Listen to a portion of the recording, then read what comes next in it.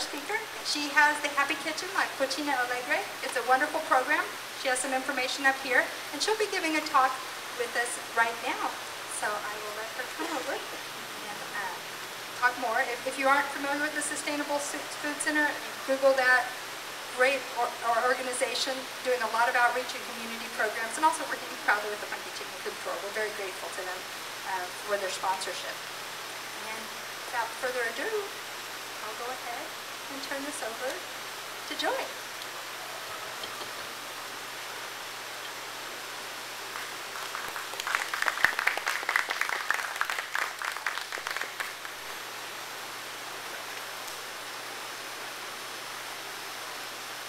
Hi everybody. Alright, I'm going to try to speak into the microphone so you guys can hear me. For those of y'all who didn't pick up some pamphlets on the way in, I've got a pamphlet about Sustainable Food Center, what exactly it is, and then also a pamphlet, our newest pamphlet for the farmers market. Emmett, did you want to say something? You're just stretching. Okay. Anyways, I'm Joy Kaznowski. I'm the director of the Happy Kitchen, La Cucina Alegre, which is one of the 3 programs of Sustainable Food Center. And before I go into my spiel, how many people have heard of Sustainable Food Center before? All right, so we've got some newbies out there I can bring to the force. Sustainable Food Center is a nonprofit that's located and based in Austin, Texas. Our roots go back to the 1970s when we were part of Austin Community Gardens. Which is now more or less Sunshine Gardens there at around 46 and Sunshine Drive. In 1993, we formed our own nonprofit organization called Sustainable Food Center, and our whole mission is to cultivate healthy communities and promote a local sustainable food system by improving access to affordable, nutritious food. And so obviously backyard poultry falls right into that, because when we think about a food system is the food getting from where it's produced, right? Because we know that food doesn't come from a can on the shelf. It hopefully was in the ground at some point, or the cow was eating something that was in the ground, whatever it may be. So that's a food system. Where it's produced all the way into your mouth, and how the food gets to you. And so for those of us who have chickens, I am I think Michelle said, a proud chicken mama. My chicks are, well, they're not chicks anymore. They're about 5.5 months, and I'm just waiting until they stop being freeloaders and give me some eggs. I don't know if I need to do something. Maybe that marble will help. So anyways, I have my own chickens, and so I'm one of you all. Anyways, so Sustainable Food Center, we promote a local food system, and as I was saying, the food system is food where it's grown, where it's harvested, and then it getting into your mouth. And so there's lots of different systems out there. There's a system where there's a long lag time between when the food is harvested and when you eat it. And what we're trying to do is promote a more local, sustainable food system, because more money is pumped into our local economy. We're supporting local farmers, we're supporting local businesses, as well as the food is a lot of times a lot more nutritious, because you go to the farmer's market or you pick it out from your own garden and it just came out of the ground, and it's got lots of nutrients, and it hasn't been sitting on a truck, and you also know how it was produced. You know that what kind of pesticides, if there were any pesticides used on it, you form a relationship. And I think that's something that we've lost in this country, is a relationship with our food. We see that a lot now through just the health problems that we're having within this country. It's not rocket science that a lot of these health problems that we're seeing, diabetes, obesity, heart disease, high cholesterol, a lot of that is directly related back to what we're eating, and we know that. So all that to say, Sustainable Food Center, succinctly, kind of it's in the handout there, we have a mantra we call grow, share, prepare. We have farmers markets. We have 3 farmers markets that run year-round, rain or shine. 2 of them are on Saturday. 1 of them is on Wednesday. All of the farmers and vendors are sourced from a 150-mile radius, unless it's something that nobody else has. Like we might go a little bit farther for citrus to get it down from the valley, or from, say, from the Gulf to get some seafood in there. But really what you're getting is you're getting produce, and you're getting meats, and you're getting eggs, and you're getting cheeses from our local area here, which is also something we can be proud of. I know I like to go to other towns or other cities around the nation and go to their farmers market, because it represents what's going on and what's, you know, culturally different about our city, culinary-wise, and what we like to eat here.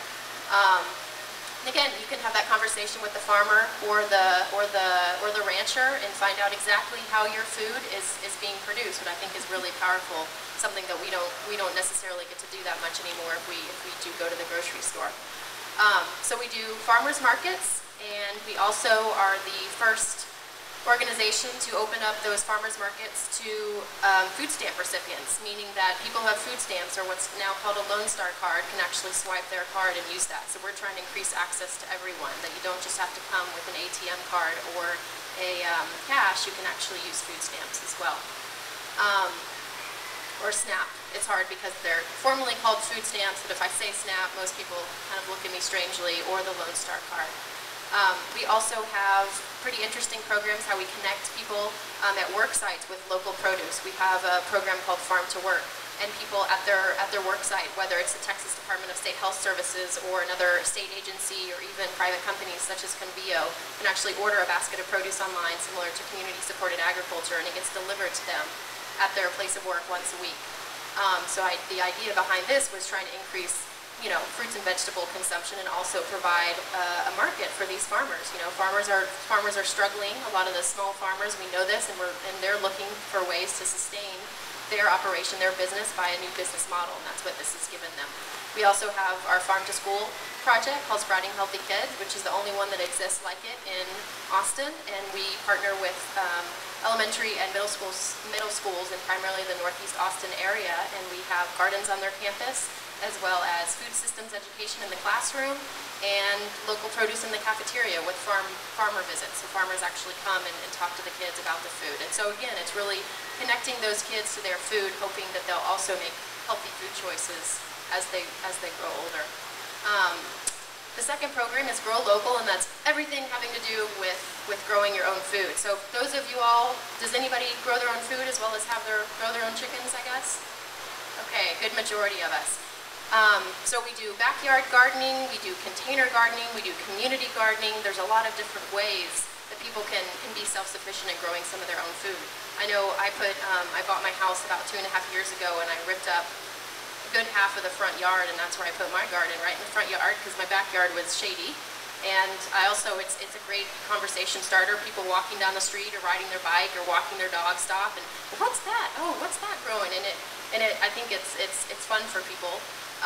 And I love it. I love going out there. I feed the chickens in the morning. I go out in the morning. I water my garden, and then sometimes I say, oh no, what am I going to do for lunch today? Oh yeah, I can just pick some things from my garden and take that to work. And that all started back probably when I was in college. Didn't have the room or maybe the space or capacity to have a full garden, so I just started with herb gardening. So gardening can start even just easily just with some herbs, and we talk a lot about that in our Happy Kitchen program, seasoning with herbs as opposed to sodium or other things that can be harmful to our health. So again, we work with with schools, with communities to establish community gardens, as well as we're working with the city really closely because the city has taken an initiative with a lot of sustainable food center support to actually locate areas in the city of Austin that could be used for community gardens or even lease them out to small-scale farmers as well. So the Happy Kitchen is the last program, and that's the program that I'm most familiar with, as I'm the director of that program. And that program started off back in the late 90s as a way to teach a lot of families how to cook healthfully using seasonal fresh produce and also mitigate the effects of diet-related disease. And so we do about 13 to 15 classes a year, and when I say class, I mean 6-week series.